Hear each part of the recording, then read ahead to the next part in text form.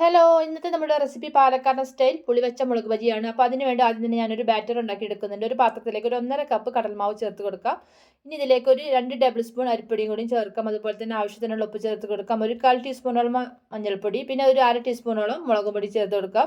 കായപ്പൊടി ഒരു 1/4 ടീസ്പൂൺ ചേർത്ത് കൊടുക്കാം. എന്നിട്ട് ഒന്ന് മിക്സ് ചെയ്തതിന് ശേഷം നമുക്ക് വെള്ളം ഒഴിച്ചിട്ട് ഒരു തിക്കായിട്ടുള്ള ഒരു ബാറ്റർ ഉണ്ടാക്കി എടുക്കാം. നമ്മൾ സാധാരണ ബജിയൊക്കെ ഉണ്ടാക്കുമ്പോൾ ഉണ്ടാക്കുന്ന ബാറ്റർ ഉണ്ടല്ലോ, അതുപോലെ തന്നെ നല്ല തിക്കായിട്ടുള്ള ബാറ്റർ ഉണ്ടാക്കി കൊടുക്കാം.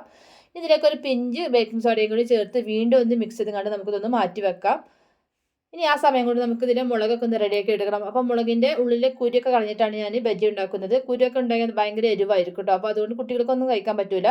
അപ്പോൾ ഞാനിതുപോലെ കുരുയൊക്കെ കളഞ്ഞിട്ട് ഒരു 10 മിനിറ്റ് നേരം ഒരു ഉപ്പും വെള്ളത്തിലൊന്ന് ഇട്ട് വെച്ചിട്ടുണ്ട്. ഇനി നമുക്ക് ഇതിലേക്ക് ഒരു പുളി പിന്നെ ചമ്മന്തി ഉണ്ടാക്കി എടുക്കാം. അതുപോലെ തന്നെ ഒരു മിക്സിയുടെ ചെറിയ ജാറിലേക്ക് കുറച്ച് പുളി ഇട്ട് കൊടുക്കാം. 1 ടീസ്പൂണോളം മുളകും പൊടി, പിന്നെ 1/4 ടീസ്പൂണോളം ഉപ്പും ചേർത്ത് 1/2 ടീസ്പൂണോളം വെളിച്ചെണ്ണയും കൂടി ചേർത്ത് ഒന്ന് അടിച്ചെടുക്കാം കേട്ടോ. നമ്മൾ നല്ല ഫൈനായിട്ട് അരച്ചെടുക്കേണ്ട ആവശ്യമൊന്നുമില്ല, ഒരു തരിതരിപ്പിൽ അരച്ചെടുക്കാം. എന്നിട്ട് നമുക്കിത് മുളകിൻ്റെ ഉള്ളിലേക്ക് ഒന്ന് തേച്ച് പിടിപ്പിച്ച് കൊടുക്കാം.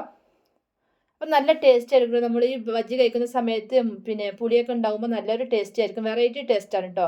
ഇനി നമുക്കൊന്ന് ബജ്ജി ഉണ്ടാക്കിയെടുക്കാം. അപ്പോൾ എണ്ണ നല്ല ചൂടാകാൻ വെച്ചിട്ടുണ്ട്.